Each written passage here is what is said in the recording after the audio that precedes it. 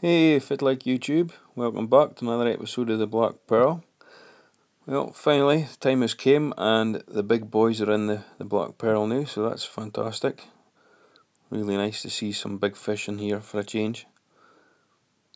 They've literally just this second gone in, so I'll just give them a wee bit of food and they're all kind of diving at it, except the yellow tang. He's still a wee bit shy just now, but I'm sure he'll sort himself out in a wee while.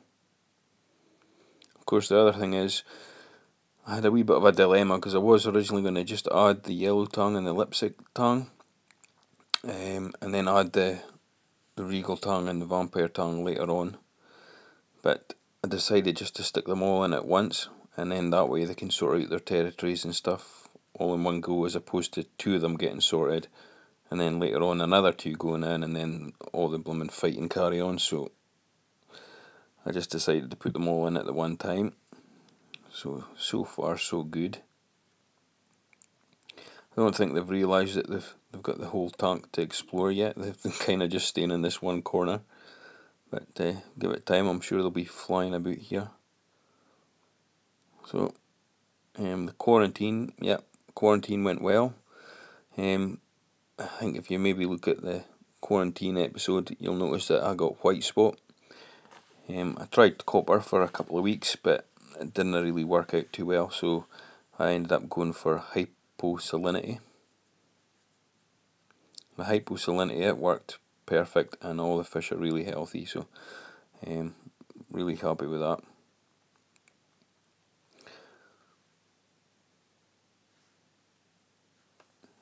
Now for a wee bit of bad news. Under the top of this Skull Island here, this is where Keto, the Regal Angel, has made her den. However, her and the Lipstick Tang decided to have a bit of a scrap the other night, and it was it was quite horrific, really. She just wouldn't give him a break. She just kept pounding him, and he was giving as good as he got. And but unfortunately, when I woke up this morning, the Lipstick Tang was dead. So that's not so good. But I checked all the water parameters just to make sure, and everything is spot on. Again, there's no ammonia, no nitrite, nitrates. Oh, it's like 5 or something. So I know it's near the water that was a problem. So I just think he just maybe took one beating too much from Kettle. She's pretty much the boss of the tank. So the good thing is now, though, everybody's kind of found their own little bases, if you know what I mean, little homes. So Kettle, she sleeps under that big rock up the top there. So that's her pad. Down here you'll notice like the sand's kind of been dug out. There's kind of like a wee hollow bit. The Duke, the Vampire Tang, that's where he hangs out. Lancelot, the Yellow Tang, he kind of just hangs about the back of this island here. He doesn't really have a base as such, but that's generally in the back there beside the weir. He kind of just sleeps behind there, so everybody's happy. But I think if I'm going to get more tangs, I'm going to actually have to build another island and create more caves and stuff. Okay, so onto this sump section. I've been thinking about this, and it's working perfect. Don't get me wrong, it's really good. However, I'm kind of looking at this filter sock area and I'm thinking it's kind of a bit of a waste of space, really, because there's a lot of good space that could be put to better use, I think. So I think I'm going to actually rip this out, get rid of the 7-inch filter socks, and add 4-inch filter socks actually onto the pipes into that first section. Okay, so I've ripped it out, and with this space here I've actually added my Eheim 3000 compact pump, which is going to run my phosphate reactor, and I've also added a NAC 6 Bubble Magnus protein skimmer. I had it lying about anyway, so may as well make good use of it. So I've stuck that in there, and I've just this second actually plumbed in my phosphate reactor. So I've got the pump down here, you clip on it, and comes up into the pipe, and I must admit this is a really good phosphate reactor, like really good quality, very impressed with it. So at least that's up and running now, because I've been running the tank for a while with no phosphate media in it. This section here, this is where I'm going to add the 4-inch filter socks, but I'll actually put a piece of glass along there, I'll drill holes in it, and then I'll be able to just stick my filter socks into that. So it'll effectively just be the same as what I had before, except using up a lot less space. But I'll still be getting the mechanical filtration through the filter socks. So, and this skimmer here, eventually what I'll do here is I'll use this skimmer to run ozone. So I'm planning on getting an ozone reactor at some point, and I'll add that onto this protein skimmer. That's what that'll be for. But it's just been switched on and already it's starting to kick in and work away. The Deltic TC2060 is just awesome, absolutely awesome. It's just a beast of a skimmer. Really happy with that. That's just pulling out amazing amounts of crap every day. But I've just cleaned the both of them, so right. So the plumbing for this reactor is a wee bit of a pain. Like, you're kind of limited to what you can get for it. So basically what I did was I've used this solid piece of white PVC, and this is actually the plumbing that came with my tank.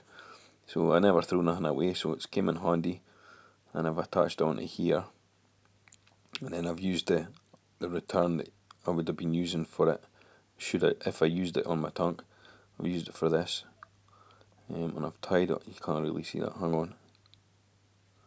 And I've used like an old gasket and a clip, and I've just secured it there. So that's working perfect. And the other reason I wanted to use the solid white pipe is because I'm going past the refugium light, and if I was using the hose, light and clear hose is not really a good combination. You just end up with heaps of algae, you know, growing inside your tubing, like, so a bit of a pain that, like. Plus, not only that, the tubing that I had, it just kept swinging round to the side, so that pipe's worked out perfect. Right, so I've just finished drilling a couple holes in this pane of glass that I'm going to use for my filter socks. That's it in place now. I added a extra union so that I can easily unscrew it for when I need to change the socks, so it's fine and simple. And I added a couple of 90 bends onto the other one because it was a straight up and down bit of pipe before, but it was too close to the side of the sump, so changing the filter sock was going to be a pain. So just doing it that way, it's made it fine and easy. So yeah, that's it. Section remodified, and it's working great.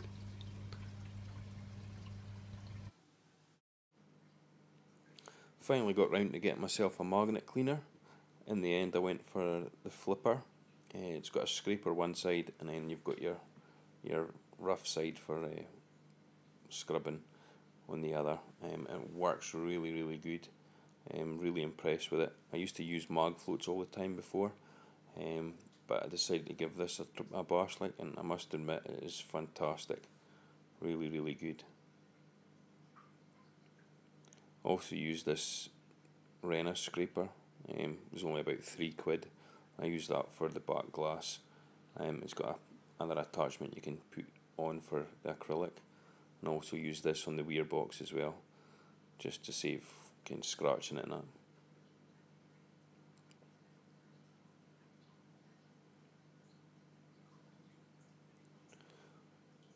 Right, so the glass is a wee bit dirty. It's not too bad, like, but I don't know if you'll be able to see this on the camera or not, but there is a wee bit of algae build up on the front pane there, so just get a wee clean with the magnet.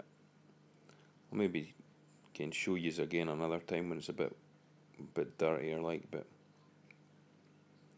This tool's so handy. I just like using it that much. The glass doesn't really get that dirty. I mean, this has been a couple of days already, so but it's really good. Like, pretty much clears the algae off it with one stroke again, and then you can just like flip it if you've got like coralline algae or something, or some of the tougher green stuff. Can you just flip it and it just scrapes it off and all like. That was pretty much the front pane done. I'll just flip it over now to the scraper. It's very simple.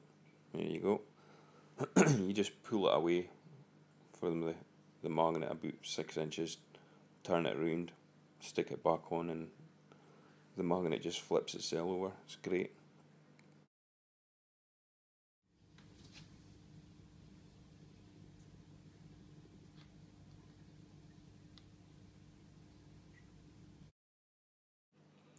Right, well that's the glass, nice and clean again for another couple of days.